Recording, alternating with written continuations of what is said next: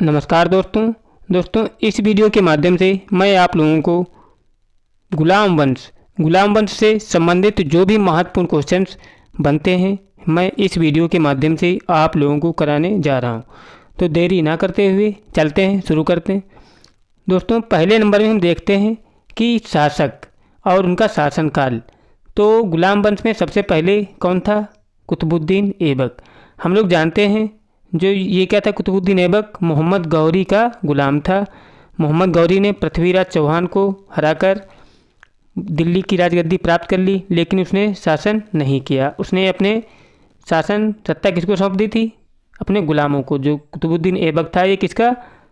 मोहम्मद गौरी का गुलाम था। और इसने फ्रेंड्स कब से कब तक शासन किया था? 1206 से 1210 ईस्वी तक शासन किया था।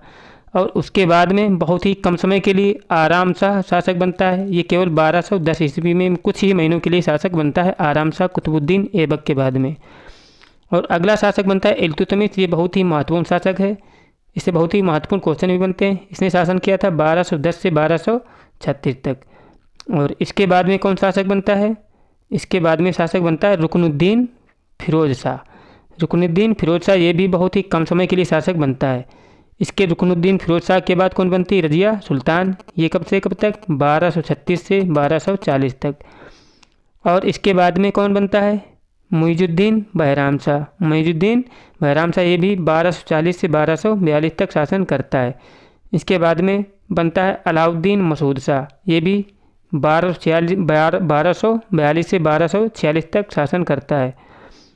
ये भी ज़्यादा लंबा शासन नहीं चलता, इससे भी ज़्यादा क्वेश्चन नहीं बनते हैं।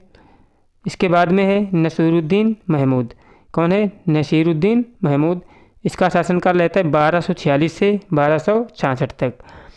और उसके बाद एक बहुत ही महत्वपूर्ण शासक कौन है? गयासुद्दीन बलबन। इसका शासनकाल कब से कब तक रहा? 1266 से 1286 तक रहा। उसके बाद रहा कैकुबाद। कैकुबाद कब से कब तक? 1286 से 1290 तक रहा है। दोस्तों अब क्वेश्चन देखते हैं जो प्रीवियस एग्जाम में क्वेश्चन बन सकते हैं। देखिएगा कौन सा पहले नंबर में दिया है कि 2.5 दिन का झोपड़ा किसने बनवाया? 2.5 दिन का झोपड़ा किसने बनवाया था? ये बनवाया था कुतुबुद्दीन ऐबक ने। और पूछा जाए कि इल्तुतमिश का शासन समय क्या है? अभी हमने बताया था इल्तुतमिश का शासन समय 1210 से 1236 था। और अगला क्वेश्चन है कि इल्तुतमिश की मृत्यु तथा गयासुद्दीन बलबन के सिंहासन पर बैठने के पूर्व दिल्ली में कितने शासकों ने शासन किया था? कितने शासकों ने शासन किया था? इल्तुतमिश की मृत्यु के बाद कितने? 4 शासकों ने शासन किया था। आप लोग जो ऊपर वाला लिस्ट देख सकते हो, 4 शासकों ने शासन किया था। और अगला है कि इल्तुतमिश के शासनकाल में किसने पश्चिम और उत्तर भारत पर आक्रमण किया था? इल्तुतमिश के शासनकाल में किसने पश्चिम और उत्तर भारत पर आक्रमण किया था? किसने? ये मंगोल शासक चंगेज का था। बहुत ही खतरनाक शासक था, याद रखिएगा। अगला है कि इल्तुतमिश को किसने शासक बनाया था? किसने बनाया था इल्तुतमिश को शासक? दिल्ली के अमीरों ने बनाया था इल्तुतमिश को दिल्ली का शासक। अगला क्वेश्चन है कि इल्तुतमिश को बगदाद के खलीफा द्वारा खिलाफत कब प्राप्त हुई थी? कब प्राप्त हुई? ये प्राप्त हुई थी 1229 ईस्वी में इल्तुतमिश को बगदाद के खलीफा द्वारा खिलाफत। और अगला है इल्तुतमिश गद्दी पर बैठने से पहले कहाँ का सूबेदार था? इल्तुतमिश गद्दी पर बैठने से पहले कहाँ का सूबेदार था? बदायूं का सूबेदार था, याद रखिएगा। और अगला है प्रश्न है कि इल्तुतमिश गद्दी पर कब बैठा था? कब बैठा था? ये बैठा था 1211 ईस्वी में। तुरंत गद्दी पर नहीं बैठा था, याद रखिएगा। जिसे कुतुबुद्दीन ऐबक की मृत्यु हुई थी, तुरंत गद्दी पर नहीं बैठा था। और अगला है कि इल्तुतमिश ने किस नाम के सिक्के चलाए थे? किस नाम के, मतलब किसके सिक्के चलाए थे? किसके? जीतल एवं टंका नाम के सिक्के चलाए थे, याद रखिएगा। और अगला है कि इल्तुतमिश ने किसे अपना उत्तराधिकारी चुना था? इल्तुतमिश ने किसे अपना उत्तराधिकारी चुना था? ये चुना था रजिया सुल्तान को, याद रखिएगा। इल्तुतमिश का उत्तराधिकारी कौन था? रजिया सुल्तान था। और अगला है कि इल्तुतमिश ने किसे बंगाल का गवर्नर नियुक्त किया था? किसको नियुक्त किया था? हुसामुद्दीन को नियुक्त किया था इल्तुतमिश ने बंगाल का गवर्नर। और अगला है इल्तुतमिश ने कौन सी व्यवस्था लागू की थी? कौन सी? एकता व्यवस्था लागू की थी। किसने? इल्तुतमिश ने। इल्तुतमिश एकता व्यवस्था। और अगला है कि प्रश्न, इल्तुतमिश, बलबन तथा अलाउद्दीन खिलजी ने एक जैसा कार्य कौन सा किया था? कौन सा कार्य किया था? ये किया था मंगोलों का सामना किया था इल्तुतमिश, बलबन और अलाउद्दीन खिलजी ने, याद रखिएगा। ऐबक का मकबरा कहाँ स्थित है? अगर पूछा जाए ऐबक का मकबरा कहाँ है, ये है दोस्तों लाहौर में कुतुबुद्दीन ऐबक का मकबरा, ये भी पूछा जाता है। अगला है कि किस सेनापति की मदद से कुतुबुद्दीन ने बंगाल को अपने अधीन किया था? किस सेनापति की मदद से? ये था कैमाज रूमी, इसकी मदद से कुतुबुद्दीन ऐबक ने बंगाल को अपने अधीन किया था। और अगला है किसकी मृत्यु के बाद कुतुबुद्दीन ने स्वयं को लाहौर का स्वतंत्र शासक घोषित किया था? किसकी? मोहम्मद गौरी की मृत्यु के बाद कुतुबुद्दीन ने स्वयं को लाहौर का स्वतंत्र शासक घोषित किया था। और अगला है किसने उज्जैन पर आक्रमण कर महाकाल मंदिर को लूटा था? किसने? इल्तुतमिश ने। 1234 से 1235 में इल्तुतमिश ने उज्जैन पर आक्रमण करके महाकाल मंदिर को लूटा था। और अगला है कि इल्तुतमिश मतलब कुतुब मीनार किसने बनवाया था? किसने बनवाया था? ये कुतुबुद्दीन ऐबक ने बनवाना शुरू किया था, लेकिन इसमें कई शासकों का हाथ है, मतलब इसको बनवाने में, याद रखिएगा।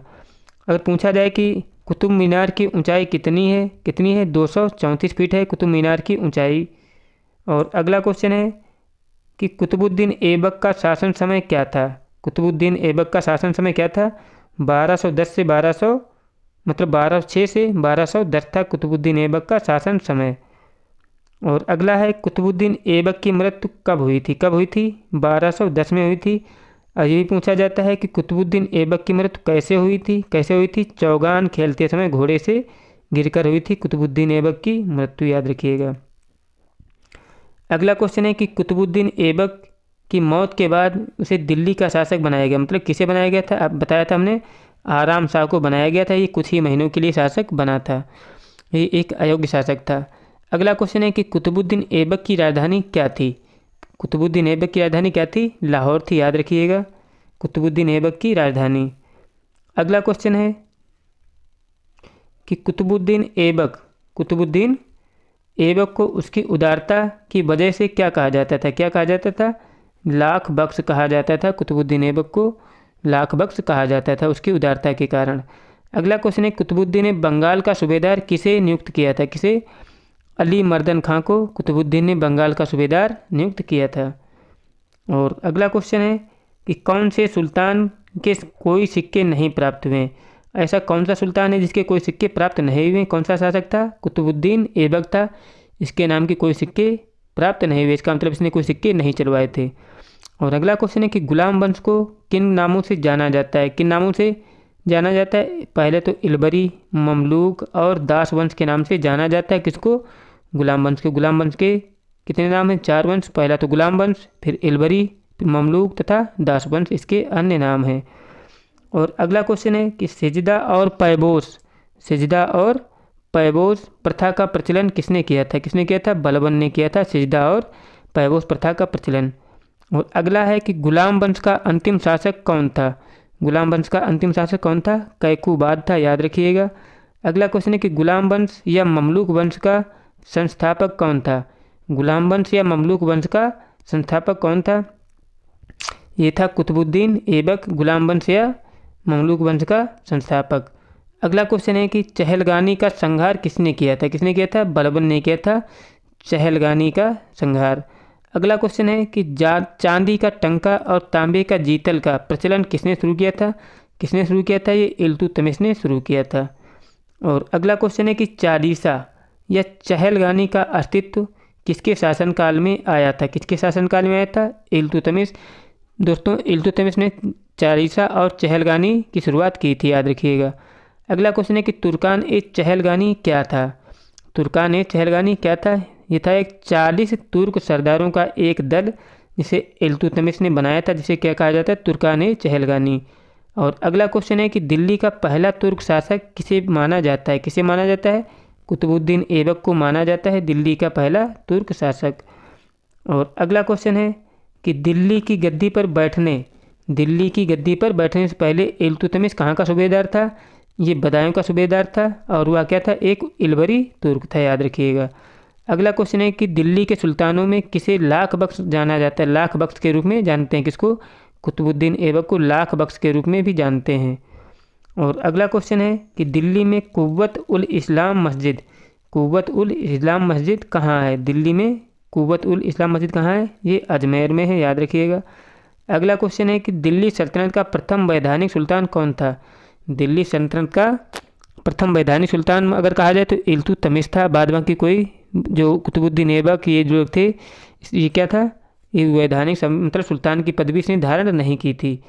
और अगला है कि दिल्ली सल्तनत में अक्ता प्रणाली की प्रारंभ किसने किया था? किसने किया था? अक्ता प्रणाली हो या इक्ता प्रणाली, किसने? इल्तुतमिश ने, याद रखिएगा। अगला क्वेश्चन है कि पहली बार मंगोल का आक्रमण किसके शासनकाल में हुआ था? पहली बार मंगोल का आक्रमण किसके शासनकाल में हुआ था? ये हुआ था इल्तुतमिश के शासनकाल में। अगला क्वेश्चन है कि बलबन अपने आप को किसका वंशज मानता था? किसको? किसका वंशज? अफरासिया का वंशज मानता था बलबन स्वयं को, याद रखिएगा। और अगला क्वेश्चन है बलबन ने कौन सी उपाधियां धारण की थी? बलबन ने कौन सी उपाधियां धारण की थी? पहले तो जिल्ली इलाही और ईश्वर का प्रतिबिंब, ये क्या थी? बलबन ने उपाधियां धारण की थी, कौन सी? जिल्ले इलाही और ईश्वर का प्रतिबिंब। और अगला क्वेश्चन है कि रजिया सुल्तान ने कितने वर्षों तक शासन किया था? अगर पूछा जाए रजिया सुल्तान ने कितने वर्षों तक शासन किया था? 4 वर्षों तक। 1236 से कहाँ तक? 1240 तक रजिया सुल्तान ने शासन किया था। अगला क्वेश्चन है कि मिनहाज उस सिराज किस वंश के शासकों का समकालीन था? किसके? गुलाम वंश के समकालीन था मिनहाज उस सिराज। और अगला क्वेश्चन है कि मोहम्मद गौरी की मृत्यु के बाद उसके साम्राज्य का वास्तविक दावेदार कौन था? कौन था? ताजुद्दीन याल्दौज, नासिरुद्दीन कुबाचा, कुतुबुद्दीन ऐबक, ये तीनों ही क्या थे? वास्तविक दावेदार थे। मोहम्मद गौरी की मृत्यु के बाद उसके साम्राज्य के वास्तविक दावेदार, याद रखिएगा। और अगला क्वेश्चन है कि रक्त और लौह की नीति अपनाने वाला सुल्तान कौन था? कौन था? गयासुद्दीन बलबन था, रक्त और लौह नीति की अपनाने वाला सुल्तान। और अगला क्वेश्चन है कि रजिया सुल्तान का शासन समय क्या है? अभी बताया था 1236 से 1240 था रजिया सुल्तान का शासन समय। दोस्तों, मेरे द्वारा कराए गए क्वेश्चंस आपको अच्छे लगे तो प्लीज़ मेरा चैनल सब्सक्राइब कर लें, वीडियो अच्छा लाइक करें। जय हिंद, जय भारत।